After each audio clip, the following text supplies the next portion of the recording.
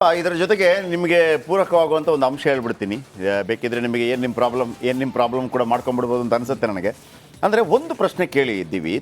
ಈಗ 6 ತಿಂಗಳ ಹಿಂದೆ ಇಲ್ಲೊಂದು ಎಲೆಕ್ಷನ್ ಆಗಿತ್ತು, ಆಯಿತಾ? ಒಬ್ಬರು ಗೆದ್ದಿದ್ರು, ಆಯಿತಾ? ಲೋಕಸಭೆಯಲ್ಲಿ ಒಬ್ಬರು ಗೆದ್ದಿದ್ರು, ಅಲ್ಲಿಗೆ ರಾಜೀನಾಮೆ ಕೊಟ್ಟ ಕಾರಣಕ್ಕಾಗಿ ಇನ್ನೊಂದು ಚುನಾವಣೆ ಬಂದಿದೆ. ಇದನ್ನು ಜನಗಳು ಯಾವ ರೀತಿ ಸ್ವೀಕರಿಸ್ತಾರೆ, ನಂಬರ್ 1 ವೆರಿ ಇಂಪಾರ್ಟೆಂಟ್. ಆಮೇಲೆ ಇನ್ನೊಂದು ನಿಮಗೆ ಏನು ನಿಮ್ಮ ಪ್ರಾಬ್ಲಮ್ ಕೇಳ್ಬೋದು, ಕಳೆದ ಲೋಕಸಭಾ ಚುನಾವಣೆಗೆ ಯಾವ ಬೆರಳಿಗೆ ಇಂಕ್ ಹಾಕಿದ್ರು, ಈಗ ಯಾವ ಬೆರಳಿಗೆ ಇಂಕ್ ಹಾಕಿದ್ದಾರೆ ಅಂತ. Very good, great work, thank you. Update ತಗೋತೀನಿ ನೆಕ್ಸ್ಟ್ ಬುಲೆಟಿನಲ್ಲಿ ಕೂಡ. ಮಹದೇವ ಸ್ವಾಮಿ ಇದ್ದಾರೆ ರಾಮನಗರದಿಂದ, ಚನ್ನಪಟ್ಟಣದ. ಮಹದೇವ ಸ್ವಾಮಿ ಅವರೇ, ಈಗ ಆ ಭಾಗದಲ್ಲಿ ಭಾಳ ದೊಡ್ಡ ಮಟ್ಟದಲ್ಲಿ ಕಂಡು ಬರೋದೇನು ಗೊತ್ತಾ? ಲಾರಿಗೆ ಲಾರಿ, ಹೊಲಕ್ಕೆ ಹೊಲ, 10 ಲಕ್ಷ 2 ಲಕ್ಷ ಈ ಥರ ಎಲ್ಲ ಬೆಟ್ಟಿಂಗ್ ಶುರು ಆಗುತ್ತೆ. ಅಲ್ಲಿ ಸ್ವಲ್ಪ ಜಾಸ್ತಿ ಇದೆ ಬೆಟ್ಟಿಂಗ್ ಭರಾಟೆ. ಏನಾದರೂ ಇದೆಯಾ? ಮತ್ತು ನಿನ್ನೆ ರಾತ್ರಿ ಸಾಧಾರಣವಾಗಿ ಎಷ್ಟು ದುಡ್ಡು ಖರ್ಚಾಗಿರ್ಬೋದು ನಿಮ್ಮ ಅಂದಾಜಿನ ಪ್ರಕಾರ? ನಾನು ಔಟ್ ಆಫ್ ದ ಬಾಕ್ಸ್ ಕೇಳ್ತಾ ಇದ್ದೀನಿ, ಉಳಿದವರೆಲ್ಲ ಅದೇ ಕೇಳ್ತಾ ಇದ್ದಾರೆ. ಹೆಂಗೆ ನಡೀತಾ ಇದೆ, ಏನು ನಡೀತಾ ಇದೆ? ಏನು ಮಹದೇವ ಸ್ವಾಮಿ ಅವರು, ನಮ್ಗೆ ಗೊತ್ತಿಲ್ವಾ ಹೆಂಗೆ ನಡೆಯುತ್ತೆ, ಏನು ನಡೆಯುತ್ತೆ? ಬರ್ತಾರೆ, ಓಟ್ ಹಾಕ್ತಾರೆ, ಮುದುಕರಿದ್ದಾರೆ, ಯುವಕರಿದ್ದಾರೆ, ಅವರಿದ್ದಾರೆ, ಇವರಿದ್ದಾರೆ ಅಲ್ವಾ? ನನಗೆ ಇಂಟ್ರೆಸ್ಟ್ ಇರೋದು ನಿನ್ನೆ ರಾತ್ರಿ ಏನೆಲ್ಲ ಆಯಿತು, ನಂಬರ್ 1. ಎರಡನೇದಾಗಿ ಅದೇ ನಾನು ಕೇಳಿದ್ನಲ್ಲ, ಬೆಟ್ಟಿಂಗ್ ಹೆಂಗೆ ನಡೀತಾ ಇದೆ?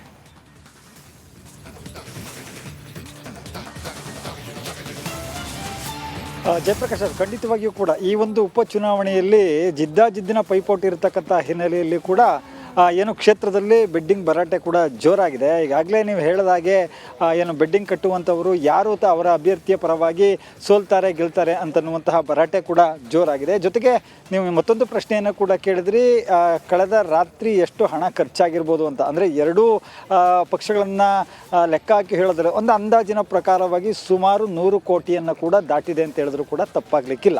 ಈಗ ನಾನು ಪ್ರಮುಖವಾಗಿ ಇರುವಂತಹ ಸ್ಥಳ ಅಂತಂದರೆ ಏನು ಕಾಂಗ್ರೆಸ್ ಅಭ್ಯರ್ಥಿಯಾಗಿರುವಂತಹ CP ಯೋಗೇಶ್ವರ್ ಅವರ ಹುಟ್ಟೂರಾಗಿರುವಂತಹ ಚಕ್ಕೆರೆ ಗ್ರಾಮದಲ್ಲಿದ್ದೇನೆ. ಚಕ್ಕೆರೆ ಗ್ರಾಮದಲ್ಲಿ ಇಲ್ಲಿನ ಮತದಾನದ ಪ್ರಕ್ರಿಯೆಯನ್ನು ನೋಡೋದಾದರೆ ಬೆಳಗ್ಗೆಯಿಂದಲೂ ಕೂಡ ಬಿರುಸಿನ ಮತದಾನ ನಡೀತಾ ಇದೆ. ಈಗಾಗಲೇ ಯೋಗೇಶ್ವರ್ ಅವರ ಸಹೋದರ ಕೂಡ ಬಂದು ಈ ಒಂದು ಮತಗಟ್ಟೆಯಲ್ಲಿ ಮತ ಚಲಾವಣೆಯನ್ನು ಮಾಡಿ ಹೋಗಿದ್ದಾರೆ. ಅಂದರೆ ವಯೋವೃದ್ಧರು, ಅಂದರೆ ಈಗಾಗಲೇ ಅವರಿಗೆ ಮನೆಯಲ್ಲೇ ಕೂಡ ಓಟ್ ಹಾಕುವಂಥ ಅವಕಾಶ ಇದ್ದರೂ ಕೂಡ ಅವರು ವೀಲ್ ಚೇರ್ಗಳಲ್ಲಿ, ಜೊತೆಗೆ ತಮ್ಮ ಸಂಬಂಧಿಕರ ಜೊತೆ 2 ವೀಲರ್ಸ್ಗಳಲ್ಲಿ ಬಂದು ಮತಗಟ್ಟೆಯಲ್ಲೇ ಬಂದು ನಾವು ಮತ ಹಕ್ಕನ್ನು ಚಲಾವಣೆ ಮಾಡಬೇಕು ಅಂತೇಳಿ ಅವರು ಕೂಡ ಉತ್ಸಾಹದಿಂದ ಮತ ಚಲಾವಣೆಯನ್ನು ಮಾಡ್ತಾ ಇರುವಂಥದ್ದನ್ನು ನೋಡಿದ್ರೆ ಬಹುತೇಕ ಈ ಒಂದು ಉಪಚುನಾವಣೆಯಲ್ಲಿ ಅತಿ ಹೆಚ್ಚಿನ ಮತ ಚಲಾವಣೆ ಆಗುವಂತಹ ಸಾಧ್ಯತೆ ಇದೆ. ಕಳೆದ ವಿಧಾನಸಭಾ ಚುನಾವಣೆಯ ಸಂದರ್ಭದಲ್ಲಿ ಇದೇ ಚನ್ನಪಟ್ಟಣ ವಿಧಾನಸಭಾ ಕ್ಷೇತ್ರದಲ್ಲಿ 85% ಮತದಾನ ಆಗಿತ್ತು. ಆದರೆ ಈ ಬಾರಿ 90%ಕ್ಕಿಂತಲೂ ಹೆಚ್ಚು ಮತ ಹಕ್ಕು ಚಲಾವಣೆ ಮಾಡುವಂತಹ ಸಾಧ್ಯತೆ ಇದೆ. ಅಂದರೆ CP ಯೋಗೇಶ್ವರ್ ಅವರ ಹುಟ್ಟೂರಾಗಿರತಕ್ಕಂಥ ಹಿನ್ನೆಲೆಯಲ್ಲಿ ಅವರ ಮತ ಕೂಡ ಇಲ್ಲೇ ಇದೆ. ಅಂದರೆ ಮತಗಟ್ಟೆ ಸಂಖ್ಯೆ 167 ಮತ್ತು 168 2 ಮತಗಟ್ಟೆ ಸಂಖ್ಯೆ ಏನಿದೆ, ಇಲ್ಲಿ ಆ ಒಂದು 168ರ ಮತಗಟ್ಟೆಯಲ್ಲಿ CP ಯೋಗೇಶ್ವರ್ ಅವರು ಮತ ಹಕ್ಕನ್ನು ಚಲಾವಣೆ ಮಾಡಲಿಕ್ಕೆ ಇನ್ನೇನೋ ಕೆಲವೇ ನಿಮಿಷಗಳಲ್ಲಿ ಆಗಮಿಸುವಂತಹ ಸಾಧ್ಯತೆ ಇದೆ. ಬಹಳ ಪ್ರಮುಖವಾದಂಥ ವಿಚಾರ ಅಂತಂದರೆ ಈಗ ಮತಗಟ್ಟೆ ಏನಿದೆ, ಮತಗಟ್ಟೆಗಳಲ್ಲಿ ನೀವು ದೃಶ್ಯದಲ್ಲಿ ತೋರಿಸ್ತೇನೆ ನೋಡಿ, ಸರತಿ ಸಾಲಿನಲ್ಲಿ ವಯೋವೃದ್ಧರು ಜೊತೆಗೆ ಯಂಗ್ ವೋಟರ್ಸು. ಈ ಬಾರಿ ಯಂಗ್ ವೋಟರ್ಸ್ ಸಂಖ್ಯೆ 8,000ಕ್ಕೂ ಅಧಿಕವಾಗಿದೆ. ಅಂದರೆ ಫಸ್ಟ್ ಟೈಮ್ ವೋಟರ್ಸ್ ಇರುವಂಥದ್ದು ಸುಮಾರು 8,000ಕ್ಕೂ ಹೆಚ್ಚು. ಅದರಲ್ಲಿ 4,000 ಮಹಿಳೆಯರು, 4,000 ಪುರುಷರು. ಅಂದರೆ ಯಂಗ್ ವೋಟರ್ಸ್ ಏನು ಮತ ಹಕ್ಕನ್ನು ಚಲಾವಣೆ ಮಾಡುವಂಥ ಸಂದರ್ಭದಲ್ಲಿ ಪ್ರಜಾಪ್ರಭುತ್ವ ವ್ಯವಸ್ಥೆಯಲ್ಲಿ ನಾವು ಕೂಡ ಭಾಗಿಯಾಗ್ತಾ ಇದ್ದೇವೆ ಮೊದಲ ಬಾರಿಗೆ ಅನ್ನುವಂತಹ ಉತ್ಸಾಹ ಕೂಡ ಇದೆ. ನೀವು ಮತಗಟ್ಟೆ ಸಂಖ್ಯೆ 167ರಲ್ಲಿ ನೋಡ್ಬೋದು ಎಷ್ಟು ಸಂಖ್ಯೆಯಲ್ಲಿ ಜನರು ನಿಂತಿದ್ದಾರೆ, ಸರತಿ ಸಾಲಿನಲ್ಲಿ ನಿಂತಿದ್ದಾರೆ. ಪ್ರಮುಖವಾಗಿ ಈ ಒಂದು ಮತಗಟ್ಟೆಯಲ್ಲಿ ಪ್ರತ್ಯೇಕವಾಗಿ ಪುರುಷ ಮತದಾರರು ಒಂದು ಸಾಲಿನಲ್ಲಿ ನಿಂತರೆ, ಮಹಿಳಾ ಮತದಾರರು ಕೂಡ ಮತ್ತೊಂದು ಸಾಲಿನಲ್ಲಿ ನಿಂತಿದ್ದಾರೆ. ಜೊತೆಗೆ ಇಲ್ಲಿರ್ತಕ್ಕಂಥ ಭದ್ರತೆ ನಿಯೋಜನೆಗೊಂಡಿರ್ತಕ್ಕ ಪೊಲೀಸರು ಸಹ ಅವರೆಲ್ಲರಿಗೂ ಕೂಡ ಮತ ಹಕ್ಕನ್ನು ಚಲಾವಣೆ ಮಾಡಲಿಕ್ಕೋಸ್ಕರವಾಗಿ ಅವರಿಗೆ ಅನುಕೂಲವನ್ನು ಕೂಡ ಮಾಡಿಕೊಡುವಂಥ ಕೆಲಸವನ್ನು ಇಲ್ಲಿ ಪೊಲೀಸರು ಕೂಡ ಮಾಡ್ತಾ ಇರುವಂಥದ್ದು. ಅಂದರೆ ಒಟ್ಟಾರೆಯಾಗಿ ಈ ಒಂದು ಉಪಕಥನ ಏನಿದೆ, ಈ ಉಪಕಥನದಲ್ಲಿ ಯಾರು ಗೆಲ್ತಾರೆ ಯಾರು ಸೋಲ್ತಾರೆ ಅಂತನ್ನುವಂತಹ ನಿರ್ಧಾರವನ್ನು ಈಗ ಮತದಾರ ಮಾಡಲಿಕ್ಕೆ ಮುಂದಾಗಿರುವಂಥದ್ದು. ಗೊಂಬೆ ನಗರ ಎನ್ನುವಂಥ ಖ್ಯಾತಿಯನ್ನು ಪಡೆದಿದೆ. ಅದರಲ್ಲೂ ಕೂಡ ಗೊಂಬೆ ಆಡ್ಸೋನು ಯಾರು ಅಂತಂದರೆ ನಿಜಕ್ಕೂ ಕೂಡ ಇಲ್ಲಿ ಮತದಾರರೇ. ಯಾಕಂದರೆ ಈಗ ಈ ಒಂದು ಪ್ರತಿಷ್ಠೆಯ ಕಣವಾಗಿರ್ತಕ್ಕಂಥ ಚನ್ನಪಟ್ಟಣದಲ್ಲಿ CP ಯೋಗೇಶ್ವರ್ ಮತ್ತು ನಿಖಿಲ್ ಕುಮಾರಸ್ವಾಮಿ ಅವರ ನಡುವಿನ ನೇರ ಹಣಾಹಣಿ ಏನಿದೆ, ಈ ಹಣಾಹಣಿಯನ್ನು ಬಹಳ ಪ್ರಮುಖವಾಗಿ ಅದನ್ನು ನಿರ್ಧಾರವನ್ನು ಮಾಡಿ ಇವತ್ತು ತಮ್ಮ ಸಂಪೂರ್ಣವಾದಂತಹ ಬೆಂಬಲ ಯಾರಿಗೆ ಅಂತನ್ನುವಂಥದ್ದನ್ನು ಮತಗಟ್ಟೆಗಳಲ್ಲಿ ಮತದಾರ ನಿರ್ಧಾರವನ್ನು ಮಾಡ್ತಾ ಇರುವಂಥದ್ದು. ಜಯಪ್ರಕಾಶ್. ಎಸ್, ಥ್ಯಾಂಕ್ ಯು ನಿಮ್ಮೆಲ್ಲ ಮಾಹಿತಿಗಾಗಿ. ಏನು ನಿಕೇಶ್, ಪ್ರಶ್ನೆ ಇದೆಯಾ? ಇಲ್ಲ ಸರ್. ರೀತಿಯಾದಂಥ ವ್ಯವಸ್ಥೆಯನ್ನು ಕೂಡ ಮಾಡಿರುವಂಥದ್ದು.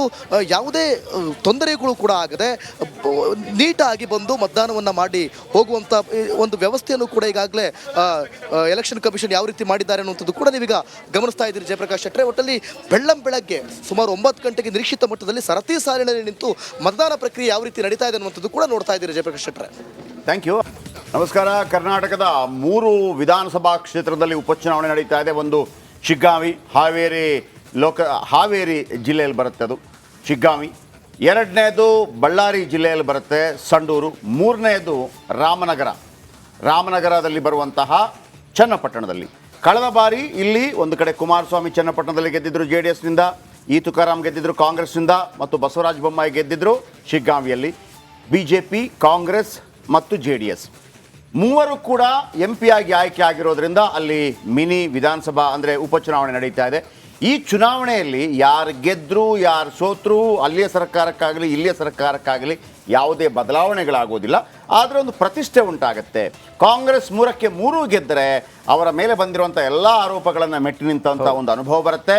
ಅಥವಾ BJP 3ಕ್ಕೆ 3 ಗೆದ್ದರೆ BJP ಮತ್ತು JDS ರಾಜ್ಯ ಸರ್ಕಾರದ ವಿರುದ್ಧ ಒಂದು ಹೋರಾಟಕ್ಕೆ ಹೊಸ ದಿಕ್ಸೂಚಿ ಸಿಗಬಹುದು. ಈ ನಡುವೆ ನಮ್ಮ 8 ರಿಪೋರ್ಟರ್ಸ್ ಬೇರೆ ಬೇರೆ ಕಡೆಗಳಿಂದ ನಮ್ಮೊಂದಿಗೆ ಲೈವ್ ಕೊಡೋದಕ್ಕೆ ರೆಡಿ ಇದ್ದಾರೆ. ರಂಜಿತ್ ಸಂಡೂರಿಂದ ಇದ್ದಾರೆ, ರೇಣುಕಾರಾಧ್ಯ ಕೂಡ ಸಂಡೂರಲ್ಲೇ ಇದ್ದಾರೆ, ಅಂದರೆ ಬಳ್ಳಾರಿಗೆ ಸಂಬಂಧಪಟ್ಟ ಹಾಗೆ. ಸುರೇಶ್ ಅವರು ಸಂಡೂರಲ್ಲಿದ್ದಾರೆ. ಮಂಜು ಪತ್ತಾರ್ ಶಿಗ್ಗಾಂವಿ ಹಾವೇರಿಯಿಂದ ಮಾಹಿತಿಗಳನ್ನು ಕೊಡ್ತಾರೆ. ಮಾರುತಿ ಅವರಿದ್ದಾರೆ ಶಿಗ್ಗಾಂವಿಯಿಂದ, ಅಂದರೆ ಹಾವೇರಿಯಿಂದ ಮಾಹಿತಿ ಕೊಡ್ತಾರೆ. ಇನ್ನು ಮಹದೇವಸ್ವಾಮಿ ಚನ್ನಪಟ್ಟಣ ವಿಧಾನಸಭಾ ಕ್ಷೇತ್ರದ ಉಪಚುನಾವಣೆ ಬಗ್ಗೆ ಮಾಹಿತಿ ಕೊಡ್ತಾರೆ. ಸಂಜಯ್ ಇದ್ದಾರೆ ಚನ್ನಪಟ್ಟಣ ವಿಧಾನಸಭಾ ಕ್ಷೇತ್ರದ ಮಾಹಿತಿಗಳನ್ನು ಕೊಡ್ತಾರೆ. ವಿಜಯ್ ಚನ್ನಪಟ್ಟಣದಿಂದ ಕೊಡ್ತಾರೆ. ನೋಡಿ, 3 ರಿಪೋರ್ಟ್ರು. ವಿಜಯ್ ಇರ್ಬೋದು, ಸಂಜಯ್ ಇರ್ಬೋದು, ಮಹದೇವಸ್ವಾಮಿ ಚನ್ನಪಟ್ಟಣದಿಂದ, ಮಾರುತಿ ಮತ್ತು ಮಂಜು ಪತ್ತಾರ್ ಶಿಗ್ಗಾಂವಿಯಿಂದ, ಸಂಡೂರಿಂದ, ಬಳ್ಳಾರಿಯಿಂದ 3 ರಿಪೋರ್ಟರ್. ಇಷ್ಟು ರಿಪೋರ್ಟರ್ಗಳನ್ನು ಯಾರು ಕೂಡ ಹಾಕಿಲ್ಲ. ಯಾಕೆ ಅಂತಂದರೆ ಬೇರೆ ಬೇರೆ ಬೂತ್ಗಳಲ್ಲಿ ಯಾರೆಲ್ಲ ಘಟಾನುಘಟಿ ನಾಯಕರು ಬರ್ತಾರೆ, ಈ ಎಲ್ಲ ವಿಚಾರಗಳ ಬಗ್ಗೆ ಮಾತಾಡ್ತೀನಿ. ವೆರಿ ಗುಡ್ ಮಾರ್ನಿಂಗ್ ಎಲ್ಲರೂ ಕೂಡ. ಭಾಳ ನಿರಂತರವಾಗಿ ಇವತ್ತು ಕೆಲಸ ಇರುತ್ತೆ ಅಂತ ಅಂದ್ಕೊಂಡಿದ್ದೀನಿ. ಕರ್ನಾಟಕದ 3 ಮತಕ್ಷೇತ್ರಗಳಲ್ಲಿ ಮಿನಿ ದಂಗಲ್ ಅಭ್ಯರ್ಥಿಗಳ ಭವಿಷ್ಯ ನಿರ್ಧಾರವಾಗಲಿದೆ. ಅವರ ಭವಿಷ್ಯ ಬರೆಯಲು ಸಜ್ಜಾಗಿದ್ದಾನೆ ಮತದಾರ. 3 ಕ್ಷೇತ್ರಗಳಲ್ಲಿ ಅದೃಷ್ಟ ಪರೀಕ್ಷೆಗಳಿದ 45 ಅಭ್ಯರ್ಥಿಗಳು. ನೋಡಿ, ಗೆಲ್ಲೋದು 3 ಜನ, 45 ಜನ ಅಖಾಡದಲ್ಲಿದ್ದಾರೆ. ಚನ್ನಪಟ್ಟಣದಲ್ಲಿ ಯಾರ ಪಾಲಿಗೆ ವಿಜಯಮಾಲೆ, ಸಂಡೂರು ಸಂಗ್ರಾಮ, ಗೆಲ್ಲೋ ರಣಕಲಿ ಯಾರು, ಶಿಗ್ಗಾಂವಿಯಲ್ಲಿ ಕಮಾಲ್ ಮಾಡೋ ಅಭ್ಯರ್ಥಿ ಯಾರು? ರಿಪಬ್ಲಿಕ್ ಕನ್ನಡದಿಂದ ಉಪಕಥನದ ಮೆಗಾ ಕವರೇಜ್. ಚನ್ನಪಟ್ಟಣ, ಸಂಡೂರು, ಶಿಗ್ಗಾಂವಿಯಲ್ಲಿ ಅಪ್ಡೇಟ್. ರಿಪಬ್ಲಿಕ್ ಕನ್ನಡದಿಂದ ಕ್ಷಣದ ಮೆಗಾ ಅಪ್ಡೇಟ್ ಕೊಡ್ತಾ ಇದ್ದೀವಿ. ನಮ್ಮ ರಿಪೋರ್ಟರ್ಸ್, ಕ್ಯಾಮರಾಮ್ಯಾನ್ಸ್, ಒಂದು 25 ಜನರ ಟೀಮಲ್ಲಿ ರೆಡಿ ಇದೆ. ಯಾರ್ಯಾರು ಇರ್ತಾರೆ ಅನ್ನೋದನ್ನು ಕೂಡ ಈಗ ನಾವು ನಮ್ಮ ಸ್ಕ್ರೀನಲ್ಲಿ ಹಾಕ್ತಾ ಹೋಗ್ತೀವಿ. ಆಲ್ರೆಡಿ 8 ಜನರ ಪರಿಚಯ ನಿಮಗೆ ಮಾಡಿಕೊಟ್ಟೆ. ಅಭ್ಯರ್ಥಿಗಳ ಭವಿಷ್ಯ ಬರೆಯೋದಕ್ಕೆ ರೆಡಿಯಾಗಿದ್ದಾರೆ. 3 ಕ್ಷೇತ್ರ, 45 ಅಭ್ಯರ್ಥಿಗಳು, ಗೆಲ್ಲೋದು 3 ಮಾತ್ರ. ಬನ್ನಿ, ಇದು ಯಾವ ಭಾಗದ್ದು? ಚಿಗ್ಗಾವಿ.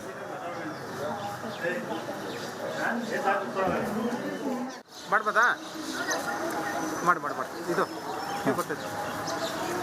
ಲೈವ್ ಅಂತ ಶಿವು ಚನ್ನಪಟ್ಟಣ ದೊಡ್ಡಬಳ್ಳೂರು ಅಂತ ನಾನು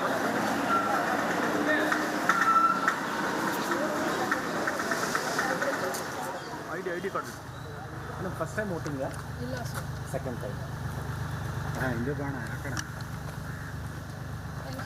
ಇದು ತೋರಿಸಿ ಸರ್. ಬಳಿ ತೋರಿಸಿ. ಚೂರು ಹಿಂದೆ ಬಂದ್ರೆ ಯಾಕೆ ಝೂಮ್ ಇಲ್ವಾ? ಐ ಡಿ ಕಾರ್ಡ್ ಇಡು.